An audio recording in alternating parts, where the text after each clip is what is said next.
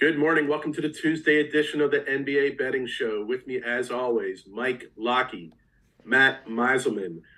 We've got an exciting Vlatko Cancar update to talk about for today's games, but we're going to start. There's no immediate bets for today, so we're going to look at yesterday. Not the greatest day in the history of the NBA Betting Show, but we are going to break down what happened, what we learned, and then we'll get into some of the if-then situations for today. So, Matt, where do you want to start with yesterday's recap? We're going to talk about the Bucks. So let me just actually show this for like 2 seconds. What we're going to get to later. We have a lot of rest speculation happening. Every player that you see here, I think, is probable. So these are all maybes. So we'll come back to this. But Milwaukee's game yesterday, before we get to today, we were on our show yesterday in the morning talking about how we liked the Pacers if Miles Turner played. And because of that, I was already queuing up Pacers and under bets, or like not game total under, because I didn't have enough conviction to just recommend that outright, but like Milwaukee team total under, anything that was like directly affected by Turner. They weren't going to be huge bets, but that was the direction. Like Turner being in is specifically good for lowering Milwaukee's offensive production. So it was like a half unit pacer spread or something like that I was going to, and then maybe like a quarter of a unit Milwaukee team total. I had like some of that queued up. And then Giannis, who had been warming up, just got ruled out of nowhere. And not only that, the Pacers beat reporter, his name I think is Jeremiah Johnson. Like there's anyone who you would have saw this if you were watching TweetDeck, but that's the only way you would have gotten it this early. But this guy had the Giannis out about 7 or 8 seconds before underdog. So for me, I was able to actually add a lot more in terms of betting volume than I ordinarily would because one, underdog was slightly slow on this update. It kind of came out of nowhere. And two, we were already leaning towards betting the Pacers. Like I was already queuing up stuff related to that team. So I ended up with a lot on this game. I bet it at 9.5. I had the money line. I added more at 6.5 when Turner was confirmed. The line closed, I think, at 5. I don't know if I saw a 4.5, but I saw fives. Fives, yeah. I think the market was at 5 when the game started, and we had projected 3.2. So at 6.5, it was already a 1 unit bet. At 9.5, it was like a 3 unit bet. And then the Pacers were winning by 11 at halftime, 5 at the end of the third quarter, and then just completely fell apart in the fourth, and we didn't cover anything, including team total unders, like just total sweep, everything lost. Yeah, these are the worst because it's just like, what are you supposed to do? Like, I don't, well, first of all, I don't think anyone else was able to bet probably as much in terms of units as me. Maybe there are like 1 or 2 people out there that like timed that as well. For most people, it's probably like a 2 unit loss, right? Like you were looking to bet a little and then Giannis got rolled out. It's like, oh, I'll add another unit or two. So that still sucks. Like that's still bad. But yeah, these bets are supposed to win. Like if you have plus 9.5 and the fair line is 3.5, or even if we just take what the market had and say the closing line was fair. Like if you have 9.5 and the line is 5, that's like a 68% win probability. So it still I definitely leaves a got a few third of the things to say time. here. Yeah, go ahead. I just want to say, like, it's still a third of the time the bet's not going to win. It's just the way that it didn't win. Sure. Watching games So, is bad. Like, let's just not. Maybe I should just not do that. Maybe that's the point. what did you just say? What was that last Watching part? the games makes everything worse. That's my secret. I just don't watch the games. Yeah, I don't see. I No, don't but always, but I watched this one, and this one was so upsetting. here is the primary focal point that I had. So I was only able to get 8.5. So I was reacting to the Giannis news. My book moved from 9.5 to 8.5 just before pulling the lines. I also got Pacers money line plus 310. I think it was 325 when I was trying to bet it. That moved. Then I got my bets in, got pulled slightly after. So I only got one full unit on the spread at 8.5. And I Mm. put only a half unit on the Pacers at plus 310 money line. I immediately regretted that. I should have done a full unit. It's kind of a no-brainer. I Yeah, knew how much this line was moving, but I was hesitant, right? So then I had thought that once this line moved and it was at 5. I only had 3.5 points of edge. To me, that's roughly a 1. But that wasn't the fair line. That was just what the line was. We had it projected at 3.2. Okay. Yeah.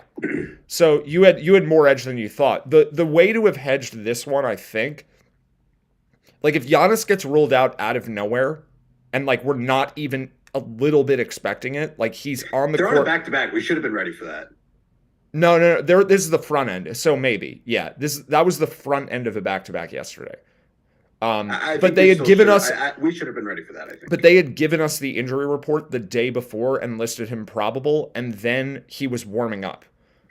Like that guy in that situation plays 99.9% of the time. I agree with you. I even sent you that thing with him warming up. I was like, what happened? Yeah, here? that like, never happened. Yeah. I don't know if he hurt himself during the warm up or it was a fake out. So here is a really interesting the game theory aspect to me that I struggled with in this game. A half unit at plus 310 does not feel like the same as a half unit at minus 110. It's not, yeah. So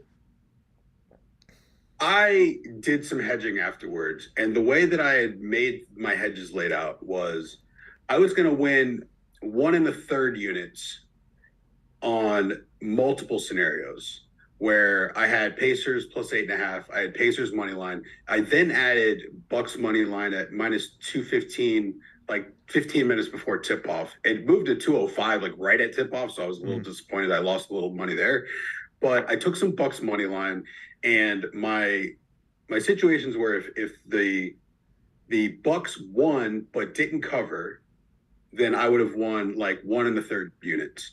Yeah. If the Pacers won and covered, I would have also won about 1 1/3 units. And if the Bucks did what they did, I ended up only losing like 2/3 of a unit instead. So yeah, I definitely agree with you. I should have. I think I left my edge smaller in my mind, basing it off the wrong number. So in hindsight, I could have had more on this game for sure, just like you did. But when I was thinking our edge was only 3.5 or so, 4 points or so, I played it that way. I don't know that that's optimal. This is a semantic correctly, right? This is like a semantic argument how many units to put in these situations, because the answer really is like most pro bettors, if they can beat the closing line by that many points, are literally max betting. Like their bet size is determined by the limit of that sports book. And then if they feel afterwards like they need to hedge, they'll just do it later. That is generally how I handle it also. Like if you get Giannis ruled out of nowhere, and yeah, forget what we could have done. The books were not pricing it in. It was totally unexpected. So how many different books did you get bets in on this exact situation? 4 or 5. That's so impressive to me. Because I got a 7 or 8 second head start, and like that was enough to get extra. You're right. That is enough. That head start. Yeah, without that, I can only get it at 2 at most. 2 feels like the hardest point for me, and I always fail when I try to get to 3. Mm-hmm. And I was maxed on my spread limits, and I only got half of what I could on the money line. So you shouldn't have been at your bet volume for this bet. You shouldn't have been hedging. We just got Nuggets injury report just came in, but it's no updates. Okay. We still have Vlaco Chanchar questionable and Jamal Murray probable. That's it. So yeah, like this was as big of an edge. This was a top 5 edge of the year for us. The hedging though would have made sense around the Miles Turner update. Because if he had gotten ruled out after Giannis, I was ready to hedge some back the other way. I was ready for that. And then when he got ruled in, I then waited until the lines moved in Pacers' favor. So, and then that's when I decided to make a move. So there were a lot of cases, but it was a negative EV hedge at that point. But there were a lot of cases though where the hedge itself becomes plus EV after the original bet. Sure, those are the best hedging opportunities where the second bet is good on its own merit, not as a bankroll management strategy. Like in the long run, if you're betting NBA properly, and especially if you have like a low unit, like your dollar amount for your unit is pretty small, like where you actually are not running into limits at all. Like if limits are not a concern and you're betting NBA well, you should have 10 unit bets like semi often, because there are going to be crazy scenarios where we have like a 7 point spread edge. And like that bet, if you only just bet those, like you can have like a 30% ROI every month. Like if you just bet those. So I think feel like I've ran really bad at these scenarios this year, and I think that's yeah, just we've is run what it is. I'm terribly. not trying We've to be run results terribly oriented. on these. There's just been some really rough runouts this year. That's all I got to say. On I that mean, topic. Jokic didn't play the other night, and the Clippers beat them anyway with DeAndre Jordan starting. I know we're going to talk about him again. Like our record on games where we've had a 5-point edge or higher, I think might be under 500 this year. Yeah, It's a feels small like sample. that. Like we might be 4-5, Yeah. where we should be like 7-2. Yep. Yeah. And last year I was probably like 11-3 on those bets. Like it was much better. And that's like within expectation, because a 5 or more point edge does win like 70% of the time. Agreed. People can't win their spread bets like reliably more than 55 to 60%, but this is just the best of the best spread bets. This Yeah, isn't it's the cream over of a the full, it's over a much smaller sample. These are our best bets, and those ones should win at a better rate. So yeah, like this isn't that crazy of an outcome for a team that we were projecting to win by 3 to win by 13, but just the way the game went was really annoying. So I think that's kind of Pacers were still dogs, right? They were projected to lose by 3. we had them projected to lose by 3 and they lost by 13, which is well within the range of outcomes. Sure. It's just that Right, they you were just up. wouldn't have thought it was within that range of outcomes based on how the first 3-point-something quarters of the game went. When the game at the end of the first half, the Pacers were minus 300 on the money line. Yeah. So exactly. I have a question for you, Matt, about individual players and their impact on the spread. So Okay. since we were just talking about Miles Turner, and you said you were queuing up potential under bets if he was in, what are you looking at to see net impact of a player on spread? Because I looked up some numbers Of a player on the total, you mean? yeah, Okay. for game total or opposite team team total. What are you looking at? Are you using the defensive rating on 538 or? Yeah, so for a big man who doesn't have a pace element, I probably should have. I can just keep clarifying this because it is not an exact science, and to like give out total projections, I think to give out total projections, there's too many flaws because we don't have a total model. So I don't want to. I'm with you. I'm more Yeah. thinking about just the impact As a of the relative game. thing. Yeah. Yes. For a big man, they are not generally going to impact pace because they're not the guy with the ball. Mhm. So the pace of the game may be affected just by who their backup is and if that guy affects pace. But for a center, it's really just their offensive rating and their defensive rating relative to who is behind them. So for Turner, he's actually a negative on offense and a positive on defense. All of his impact that is positive comes from the defense side. Got So it. I think Turner's impact on a total is like 3 points. But you would shade towards the under if he plays. We had Pacers value. So it's just like a combination of those two things. I have no idea what the exact number should be, but the reason that I do team totals more than anything really is because I'm facing limits and it's just a way to like get more betting volume in. Understood. Yeah. Yeah, for the average person, I think you can mostly ignore this, but there are cases where we do care, like Trae Young, for example. Obviously, we care. Gotcha. Yeah, I ran some numbers just to try to get trying to kind of build up the repetitive nature of knowing these guys and what their impact is. So I was surprised by, it was more on the Gobert numbers, but I was looking at just defensive ratings for teams when certain guys are in or out. So Miles Turner, the defensive rating when he's in is 115 and 117.5 when he's out. So 2.5 point difference on the defensive side. Okay. And then I would imagine the offense is a little bit worse with him on the court too, if you check that. Okay. One. Got it. It's So probably then you have pretty close to negligible though. Got it. Okay. Yeah. So then you've got about that 2.5 point difference. Yeah. Gobert was the one that was really surprising. It's basically the same. Their defense, the Wolves' defensive rating this year is 114.6 when he's on, 114.2 when he's off. So I That's was pretty really weird. surprised. The sample size on surprised- that is not huge yet, but True. still that is weird. No, that's very weird. So anyway, just something to keep an eye on as we look at some of these going forward. I know for me, I know we've talked about it on the show, but I know that's one of the things that had stuck in my head that, all right, if Gobert's out, then, you got to look at what else is going on in the game. But overall, you've got you want to be betting unders. Mhm. But I know he does have a negative impact on the offensive end too. So I guess there is some Right. impact on total. But in the long anyway, run, that defensive number should change over time. Like that is a weird thing. His defense is elite, and like the other guy, like Luca Garza, doesn't play defense like that. That's who's getting the minutes right now when he's out, because Naz Reid is playing either way half the game or whatever. got it. Well, we'll keep an eye on it as the Yeah. sample size gets bigger. One other Right, thing but- before we move to the next game, there's a question from YouTube about what a unit is.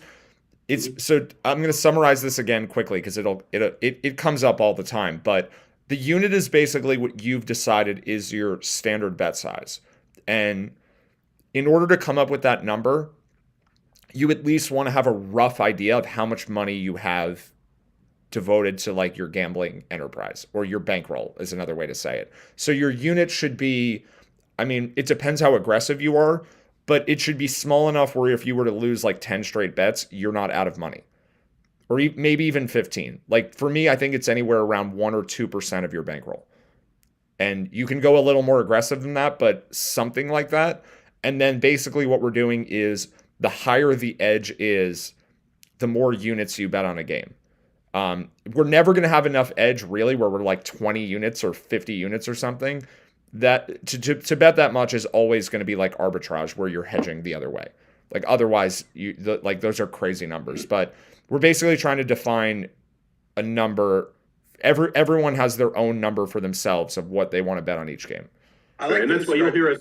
Go ahead, Mike. Sorry, go ahead, Mike. No, I like to have this conversation about I treat sports betting a lot like counting cards and blackjack, and we get treated the exact same way as card counters do in the casinos. So Kinda, yeah. we are there's when you watch a blackjack player play, they bet the minimum a lot, and then suddenly they're betting like 50x that, right? Now, obviously, we're not doing that. Matt obviously just said don't bet 50 units, right? Because Right. that's not realistic. But when we are talking about the totality of a bankroll, whether it's 25 units is the whole bankroll or 50 units is the whole bankroll, that's roughly what Matt means when he says 1% or 2%. Whether you're doing a 25 unit or 50 unit is kind of up to you and your risk tolerance. But I think a lot of that makes sense, and a lot of that is how other Yeah. players should think about it. Yeah, it's Yeah, a good. the other, Yeah, go ahead. I was going to say the other thing I'd throw out there is so that way, when you're watching the show, when you hear Matt talk about, okay, this is a half unit bet now and maybe another half unit later, or if you hear him say this is a 2 or 3 unit bet, just know whatever your dollar size is for your bet, you do the mental math. So that way we're never talking about. Matt's unit sizes are as big as they can be, and ours are very mediocre. So Yeah. But again, for who's ever watching, when you hear a unit, you know what that means. And then, if you hear us talking about multiple units, that's when like Lockie was just saying, Right. that's when the deck is rich and you want to be upping your bet. You really want to be upping your like the Pacers your yesterday. unit numbers. Yeah, because to that point, especially- like if I were to say my dollar amount for my bets, one, I don't want to do that. Like if someone wants It's a to little DM me personal. privately and like maybe I'll give that information, but it doesn't matter because the only reason someone would need to know that is just curiosity. It doesn't help you make your bet because if I tell you my dollar amount, you don't know how much money I have. Like that doesn't tell you anything about how much you should bet. So we're using that unit thing as a mechanism to like transfer, to like scale what I would do to what anyone else would do. So even for the three of us, we all have different, bet amounts. The unit is the way to like neutralize that. Like, Yep. so it's just, and then to the blackjack analogy, I do like that, even though it's not exactly apples to apples, because in card counting, you're making a bunch of negative EV bets so that you can like stay at the table and be Right. ready. But it's still a good comparison because it's the same principle of my bet size is determined by the degree of my edge. Yeah, obviously there's plenty of games we don't bet, right? And that's a luxury we have. We don't Right. have to bet every single game in order to have the Yeah, you opportunity can't to bet count other cards and games. skip hands on the hands where the deck is cold. Like you're not, Right. they'll catch you much quicker if you do that. But that's basically what we're trying to do. All right, let's move on. Let's move on to the next game, which Okay. is the what's another one that Wizards, yeah. Or- Wizards was a tough one for what we recommended and how it turned out. But what'd you see there? Yeah, I mean, we really liked the Wizards if Beal played, and then he got ruled out. The line moved for him a bit, and then we ended up with like a 3.5 point edge after the line had changed. And we projected this as a 50-50 game. It was like tied the whole way, and then Steph Curry just went crazy in the last 2.5 minutes of the game. That's really what happened here.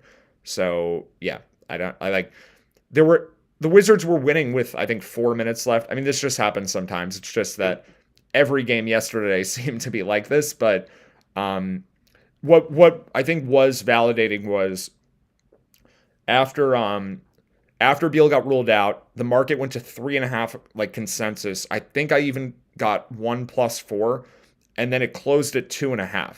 So it validated what like our numbers had, which is that this was an overcorrection. I wasn't reading into the fact that Steph Curry had been playing terrible coming off the shoulder injury. Like, we weren't looking at any of that. This was purely the Wizards are undervalued right now because it's actually two really good backup guards that the market is not aware of. We have a player who's in the Caruso, Alvarado, White tier, or like a version of that, but a little bit worse, in DeLon Wright, who we cared a lot about last year. He's been out for most of the season this year for the Wizards, but he's playing now. Him and Jordan Goodwin are like, they're not Derek White and Peyton Pritchard, and they're not Jose Alvarado and Devontae Graham, but they might be the third best backup guard duo in the league. So they both have positive player very ratings. good info for us, because that's usually things that we're picking up from the 538 ratings and applying it through this, and the market's usually not accounting for that. The only other thing I'd mention for this game, the sample size is starting to get big enough now where we might want to start talking about it on the show coming up. But this was a good game for props, and in particular, we made some plays on Underdog Fantasy yesterday with some of their pick'ems. You can sometimes get better lines there. So we had, in this game alone, we had Porzingis over 21.5 points when it was 22.5 in a bunch of spots, and he actually did that. Yeah. He hit the over in the first half. And we also had Anthony Lamb over PRA at 13.5 and DiVincenzo over 16.5. So all three of those won. So those are really good calls. Lamb and DiVincenzo. Was that projection based, or was that based on the thing that Steve Kerr had said? No, it was based on the stochastic projections against what the lines were on Underdog. Because the other thing we had going for us in this game is that Kerr said in the pregame press conference that they weren't resting anyone besides Clay, but they wanted the starters to play less minutes. Like, he basically was like, we're going to have a minutes restriction for the whole starting lineup. I'd love to claim that I picked up on that nugget, but I did not. If I did, I probably would have bet even more. Stochastic must have adjusted for it, because they did have Curry. When I checked, Curry was projected like 30 minutes, and Wiggins was the same, and I think Looney was like 28. I can go back and check the minutes projections, but I mean, these were very. So it would be really easy to check. It's pretty big for all three of those. Yeah, I think that's probably why. If they had a 10-man rotation projected, then Stochastic did it correctly, in my opinion. Because that was the exact thing Kerr said. He said Moses Moody, Ty Jerome, and one other guy. Anthony Lamb. Anthony Lamb to get some time. Yeah, and Lamb closed over Looney, so it actually, like, it amounted to a lot. Lamb was in the closing lineup. Yeah. Mm-hmm. So good job on the props, but yeah, bad job by the Wizards. Right. All right. What Hawks was one that was helped out the good guys yesterday. What was can you recap our recommendation and how that one turned out? Yeah, this is the simplest one because it was just to script and we won it, and it was an easy game, and it was the only one of these yesterday. But I tweeted out even before we went live yesterday. And a reminder, if you're not following me on Twitter at Preaching Sense, this is where I'm putting out like most of the information actually. But the Hawks were underdogs and closed at like -1, 1.5. We got 2.5 to 3 points of line movement for this game. And it was on fairly no news, right? It was Capella playing, which was weird because we got an update in the morning that he was questionable but expected to play, and the line didn't move until he got confirmed in. And he didn't even start. Like, he was on a minutes limit, but we were ready for that anyway. Like, I was already accounting for that. His projected minutes was like 20 or something. So, yeah, I think the Hawks are just a little bit undervalued in general, and it was a bad opening number. Like, it was a combination of just a bad opening line, and we got a Capella upgrade, and that moved it to the Hawks actually being favored. I think our projected line was like -2.5, and we got it at like +1. Yep. So I had probably slightly more than 1 unit on this game. I think it was like 1.2 or something like that. But yeah, this was an easy one. It was nice to actually get a win in the middle of the day after that Wizards game, and obviously after the Pacers game, because the rest of the day after it wasn't as good either. But yeah, this is more standard for us. Like we have an edge. We give it out in the morning because we're expecting news. The news happens. The line moves in our favor. The team wins. Like this is what's supposed to happen, and it is what was happening up until like Saturday because it's been a couple bad days in a row. Gotcha. We were doing quite well until I think like 3 days ago. Anything worth talking about in terms of division futures based on the Hawks win, or not enough value yet? Let's see what it moved to. I don't think the lines were as high as I was thinking yesterday. Like I couldn't find anything above a +220 for Atlanta. I'm checking Bet Rivers now. Yeah, I'm on FanDuel now. 200. Yeah, like I think 240. I see. it's slightly plus EV. I think in the 200s. 240 sounds kind of good. Yeah, Bet Rivers just has 200. Yeah, I mean the Hawks are a game and a half. Score? The Hawks are a game and a half back. I do think Miami is the slightly better team, but it's enough odds. The threshold for a future bet is just higher because of the opportunity cost of the amount of time it takes. Mm-hmm. But I think at 240, it's like it's worth something. But I think Gotcha. it's a small edge. Yeah, it's nothing great. All right. Well, on the topic of futures bets, let's yes, give a round Utah. of applause for the Utah Jazz. Pulling one out here. This one didn't go as well for the game recommendation, but helps out for the Jazz futures bet. Yeah, and I actually broke even on this. I'm gonna pull up my Twitter account because I tried to. Okay.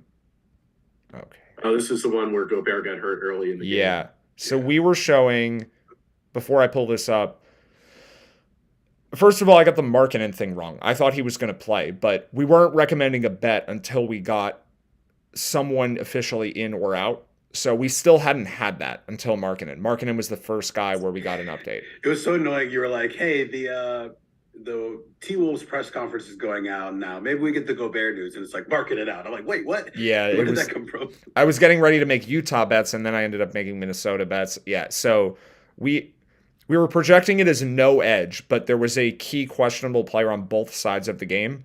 And my gut was that both were going to play, but Gobert seemed more questionable. And so I was getting ready to bet Jazz and over if Gobert was out because I thought Markkanen was in. And then when Markkanen got ruled out, I went with Wolves and under, as we had talked about. More Wolves, less under, because Markkanen's total impact is not nearly as much as Gobert's total impact. They have similar spread impacts, but Markkanen is way more important for just wins and losses. And Gobert is more like point total because Gobert is a bad offensive player and an elite defensive player. Regardless of what's happened so far this year, that's what he should be anyway. That's what he's been for his whole career. So when certainly what Minnesota's hoping based on what the future that they gave up to get him. Yeah, well, we're going to talk about Walker Kessler here too because they cannot be happy today. Like Wolves fans right now must be absolutely miserable. But I was actually thinking about this. If you're the Wolves right now, let's say you just had Rudy Gobert, like that there wasn't that trade. If you had Rudy Gobert, would you trade? Who's more valuable right now? I think it's close. I do. I think it's close between those two guys. I think if the Wolves were to call Utah right now and say, "Hey, we'll give you Gobert for Walker Kessler," I think the Jazz Ainge would say no, or they say, "What else are you going to give us?" Yeah. What are you throwing in? And the Jazz, how many 4 first-round picks were added on top of Kessler in the trade? 4 first-round picks and Vanderbilt and Beasley Kessler and a swap and Malik Beasley. Oh right, forget about Beasley. Yeah. It's obviously it's early. We're half season in, but this has potential to be one of the worst trades of all time. I mean, Gobert is the best player in the deal, but that's not enough. There's like 8 pieces. Is he? He is, but it's not even by that much. Kessler has a player rating of almost 2 now. I'm with you. Yeah. 538 was way ahead on him, by the way. Year odds. Oh yeah, we're gonna talk. Yeah, rookie of the years could be crazy, but Banchero needs to get injured for it to have any chance. I mean, he's that's certainly on the table. Yeah, it could happen. But Kessler was projected for a 1.2 player rating before the season started. That might be 538's biggest win of the year. They had him projected as the best rookie before the season.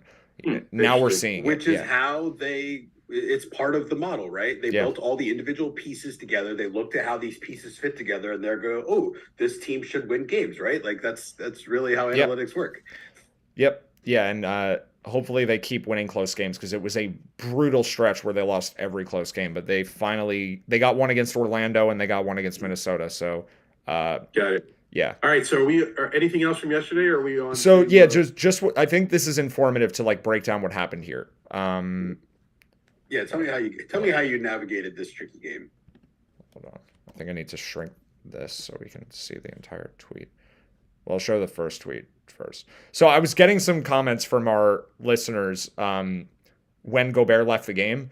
Basically, we all had Wolves and under bets, or a lot of people would have had Wolves and under bets from Markkanen getting ruled out, and then from Gobert being in. That's what I had.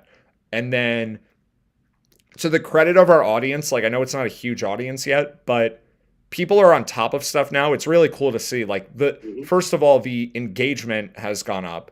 And then just like the quality of the questions that I get on Twitter now is like it's increasing. Like part of the reason we do this is to educate people so that people can do it for themselves, because I just want people to not lose money at gambling. Like that's part of the motivation. I've been one of those people. It's not fun. So for people to win money, it's like it's good. The more of that, the better. But people are learning, and I'm getting better quality questions now. So Gobert got they said he was going to the locker room like 4 minutes into the game, and I was getting Twitter notifications of like, what do we do? So the tweet that's on the bottom here was the one I put out first. We finally got to a timeout, because it's really hard to live bet when like the odds are changing every 5 seconds. You kind of just have to wait for a timeout. So that can be another conversation another time. But basically what I put here is that I was hedging off the bet. And then I updated this, I think at the end of the quarter is when I put the second tweet, which is the one that's like the bigger font on screen. I wound up with slightly more on Utah than I had started with on Minnesota, and my totals just canceled out.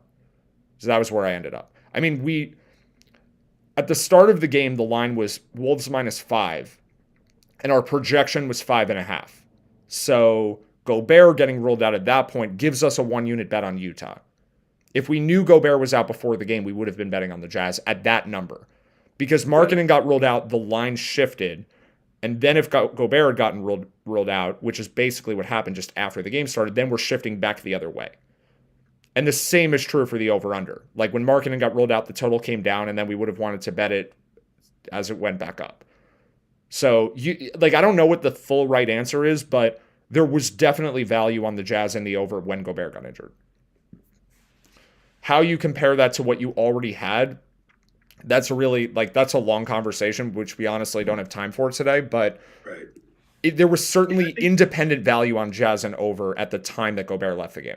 Yeah, and I think that's the key is you can only make the best decision you can at that time, given the facts that you have. So this is great that you're able to answer the questions that came in, but then also just tell people kind of what you did. So if you were stuck with a Wolves bet and you were able to be on, you're at least watching the Mets Twitter account, you were able to get back to break even or potentially better. So, okay. Man, I got one thing I want to ask you real quick. Mm-hmm. So when I coach poker, it actually makes me a lot better as a player. It gives me a lot of conviction. Yeah. Does this show help you feel like you're sharpening your betting skills individually? It's the only way we've been able to sustain winning this year, because the books are way sharper. So in order for me to keep winning, like we also have to get sharper. So I think that has been happening though.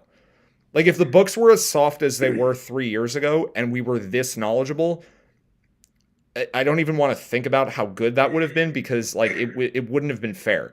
But at that time I was new, the books were new, and we were kind of on the same track. And now like the level of the books is really high, and so is mine.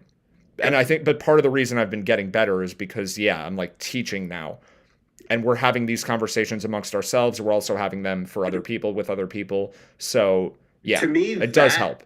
that is an important detail for this to be a sustainable show for the long run, is that A, it has to provide you value, and B, you have to like really enjoy it. So I enjoy it. I love it. I appreciate you sharing all your knowledge. Obviously, I feel like I'm 50 times better of an NBA wagerer than I was at the beginning of the season. Obviously still flawed, obviously still got a lot of work to do, but happy to learn and happy to keep talking about our process out in the public. Yeah, and I think Cool. in this particular case, it would like I was happy that I've been encouraged by you guys to like be active on Twitter, and with this Utah thing, like this was the only way to convey the information. So hopefully, like at minimum, people saved a little bit of their Wolves bet. But even just doing this process over time, like at some point, if you're following this, you'll just know what to do. It's not rocket science, but if you've never done it before, it certainly feels like it is sometimes. So yeah, there's a lot of things to consider, but once you know all of them, it's like a chessboard with 200 pieces, right? We just got to figure out which moves each player can make and how it all interacts with each other. Yep. That makes it hard, right? I'm not saying that's an easy task, but No. as we're getting more fluid with this, it's becoming easier for me, and hopefully the audience is catching up too. And the key is time too. So if you can do the same thing, but you can do it quicker, that is a huge benefit in this game. All right. Anything from the Grizzlies, Suns, or Lakers Rockets game to mention before we move to today? Grizzlies game was simple. We had a small edge when Morant got ruled in. So that was, for me, that was like a partial unit win. So I don't want to really talk about that one, because the Laker game is another game that we don't have a lot of time to go through this, and I do want to talk about today. But basically, LeBron got listed questionable, and I had given the advice that don't freak out if he gets listed questionable. This always happens. And personally, I didn't really listen to my own advice. So I made some Rockets and under bets when that happened. But then when Kevin Porter got ruled out, which was after, the line had shifted, so I was able to hedge most of it back the other way. But really what should have happened is LeBron should have gotten listed questionable. None of us should have reacted at all, because it was kind of like mostly expected. The line was going to move though, right? I have trouble. It only went from 5.5 to 4.5. Okay, that's obviously not a big enough move. Yeah, LeBron's worth 5 points, and it only moved 1 because it's not really a downgrade. And then when Porter got ruled out, it shifted it to the point where at -4 for the Lakers, we would have had like a one or so unit bet. But because all I was doing was hedging my original Rockets bet, I just broke even. But that should have been a win for us. Like, we should have been ready to bet on the Lakers when Porter got ruled out. So, look, you're always going to worry about betting on a team when their best player, or at least their best active player, because Davis is still out, their best current player is not, you're not sure if he's going to play. Betting on that team can be pretty scary. But I think it would have been the right move in this case, given what we knew. But I mean, honestly, there was so much happening yesterday, and this LeBron thing happened early enough in the day that we were still worrying about ongoing games and ongoing news. Like the Utah-Minnesota game, like the Rudy Gobert thing had just happened. I don't even think that game had started yet when we got the LeBron update. So yeah, it would have been better if that news was later and we had like it's separated where we could really look at it, or I could really look at it. But that was just a really difficult one. So that was quite a schedule yesterday. There's been a few of these this year where they're doing some different things with the scheduling. It's been pretty interesting. Yeah, I like it, and it's also like I basically was at my laptop for like 12 hours in a row yesterday. Like, it's good, and it's really fun, but it's also like that's not how I want to spend every day. Mental health either. Yeah, no. I'm happy we have a light schedule today, because we don't really have to wait. We only got like 10 more minutes. Yeah, so we probably should try to get into whatever we're thinking about for today. Okay, let's do it. There's really one game where we're waiting on something significant. First of all, no bet recommendations right now because we have news dependency for everything. But I have Van Vliet, Giannis, and Drew listed questionable here. Giannis, I think sat yesterday because they knew that he wasn't going to be able to play the full back-to-back anyway. That seems likely to me also. And he probably wasn't 100%, and he'll play today. Right? We're going to get a Bucks. Especially with the shoot-around. He went through that shoot-around yesterday, and then whatever reason decided not to play. Could have been any number of reasons. And if he had like really hurt himself, we would have heard about it after the game. They would have said like Giannis is day to day or week to week or whatever. Like he didn't if he like tore a ligament or something, like we would know by now if it was like a real injury, I think. Even though Toronto has underperformed this year, I think the Bucks front office considers Toronto a more serious threat than the Pacers. I think For like, sure. And especially if with you were going to choose between the two, which one you're going to give Giannis rest, I would lean towards giving it the Pacers game. But maybe Oh, that also absolutely. I means mean, Drew Tyrese comes out Halliburton's today, right? Halliburton's not even playing. Yeah, it's definitely no, I agree. So I think Drew could sit. They may stagger them.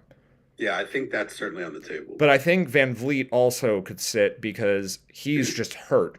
Like Van Vliet has Did they opened. play yesterday? Yeah, they played the Knicks in overtime. Oh, yeah. They played an that's overtime not game good. at Madison Square Garden. Now they're going to Milwaukee. Okay. So Van Um, Vliet, there's no rest happening. I think the Raptors are legitimately in desperation mode right now. And if Right. 3 weeks from now they have, especially with the win last night, like I think they're trying to win.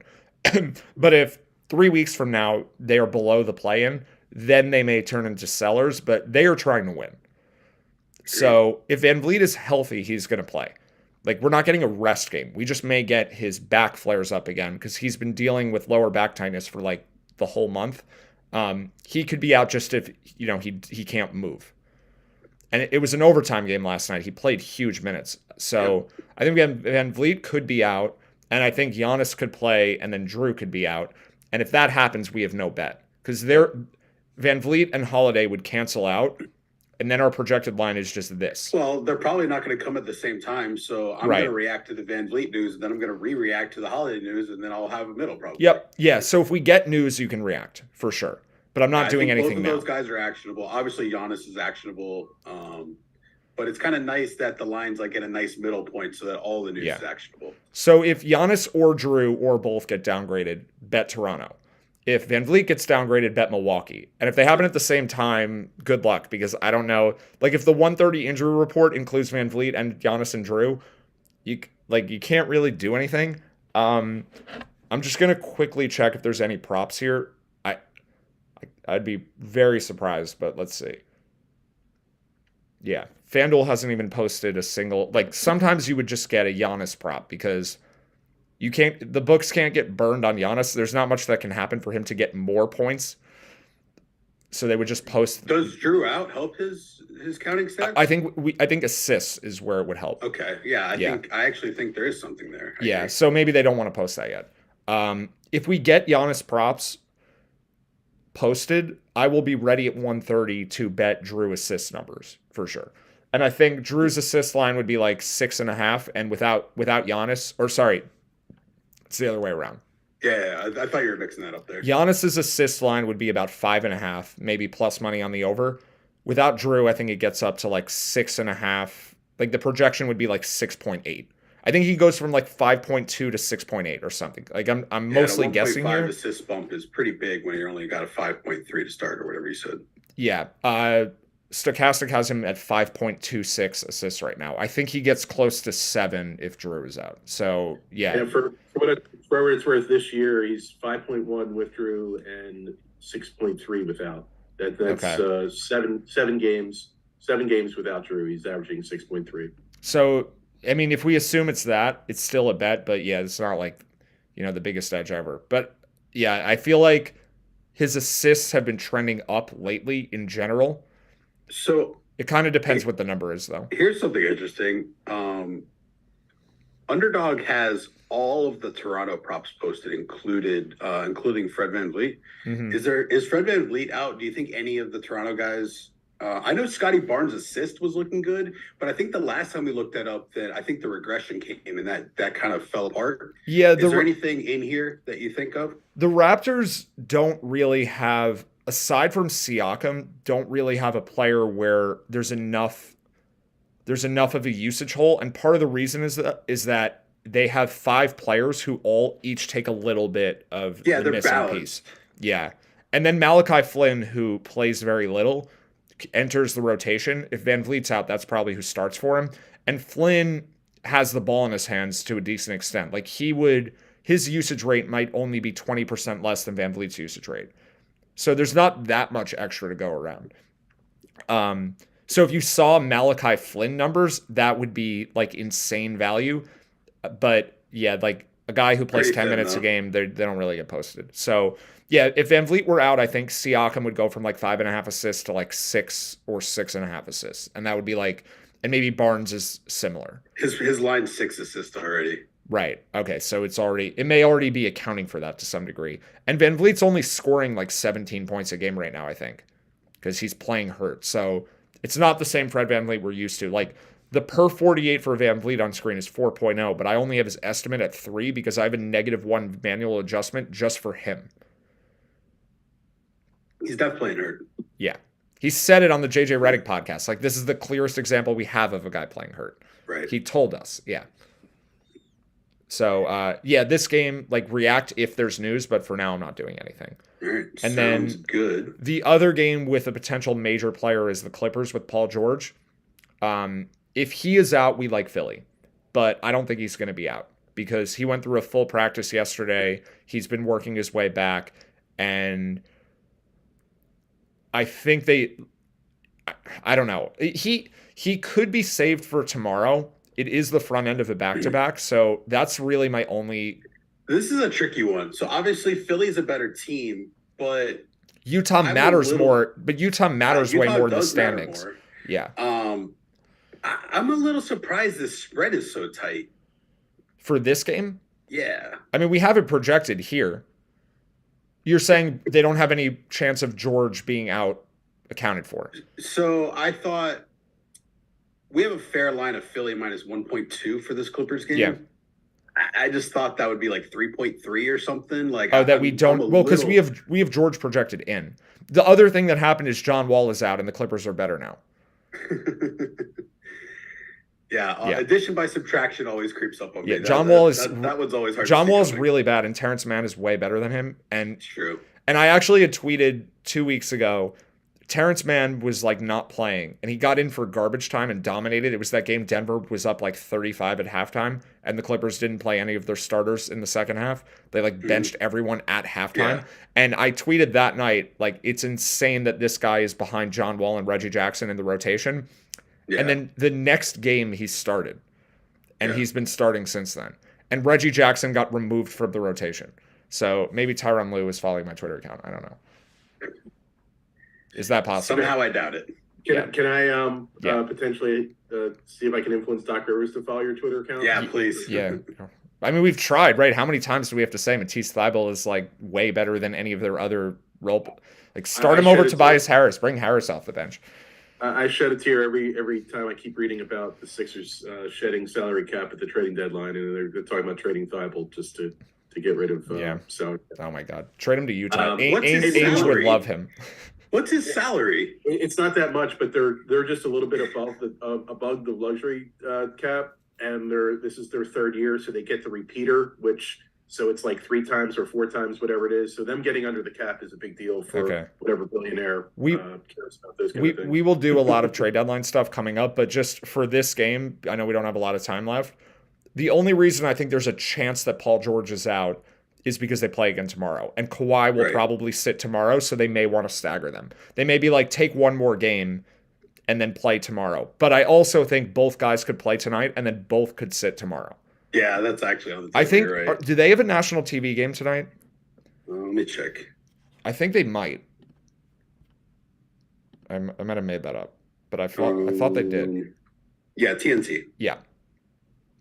Yeah, this definitely is a factor too. Guys sit less on national TV games. I don't know how much it matters, but it's something. That Bucks Raptors game is also a TV game. Okay. So I mean, the TNT doubleheader. My best guess for that Bucks Raptors game is all the players. I think every player I have on screen, with the exception of maybe Vlatko Cancar, is going to play tonight.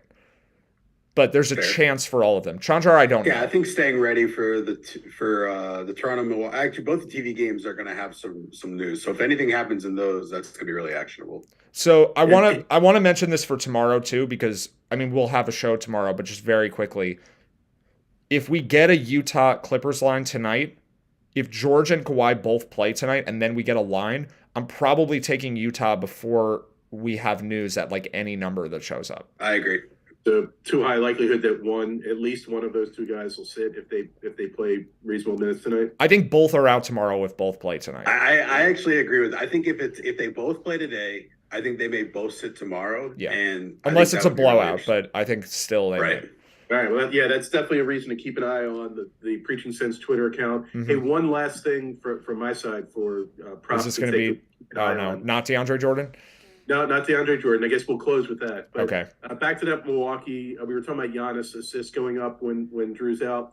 This year, he's handling the ball a lot more, and he's got a lot more turnovers. He goes from 3.7 to 5.3 turnovers. So Bovada actually has a line for turnovers. They don't have the Bucks guys listed right now. You have to go inside the game, so don't go to Prop Builder. You have to go inside the game. But that might be a little nugget to find if you see a especially if the line's 3.5, the over turnovers for Giannis will look really good if Drew's out. I haven't bet one of those ever, I think, but that's a market for us to get into. Yeah, why not? Let's do it. Yeah, I mean, it's a stat like anything else. Let's close on why Vlatko Cancar. How does he go from a minus 2.4 player to having a positive? Oh yeah, I have the wrong thing on screen too. Oh no, it's right there. Okay, yeah. How does he go from a minus 2.4 player rating to having a positive impact? Two words, and it rhymes with DeAndre Jordan. Yeah. So yeah, I think right now we have DeAndre Jordan projected out. He may play anyway because I don't think it's 1-for-1 that Cancar being out means Jordan plays. I think the Nuggets have gone through this thing this year where they think DeAndre's playing well and they'll play him, and then they think he's not playing well and they won't play him. He's never playing well, so they just are wrong about this. But they. Right, so this is one where we don't want Mike Malone to follow. We don't want. Sorry, it's not Malone anymore. We don't want anybody from the Nuggets coaching staff to follow your Twitter account because we want them to keep thinking that DeAndre Jordan might be good, so we have the edge. Well, in this case, we're betting on Denver, so we want him to not play. I'm with you. I think us knowing the edge is more important. True. Than anything. In general, for sure. But for this game, I'm not betting Denver till we see the Cancar update. And the good news here is the market won't react to this, so it's fine. Got it. They don't think this matters. I don't want to bet on the team where DeAndre's playing with only a 2-point edge. Because the edge will drop a little bit. It'll drop to 1.5. And also, like, the downside for, like, the end of the game, I mean, Denver could be up 14 and take out their starters and only win by 6 because DeAndre's that bad in the final 2 minutes. Like, that can happen. I don't want to deal with him. So if we get Cancar in, it at least reduces the likelihood of DeAndre Jordan playing, which is good. So holding off here for now.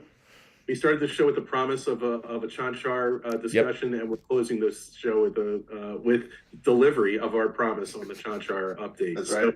Guys, keep an eye on the Preaching Sense Twitter account. Matt will try to keep us updated as the day goes on.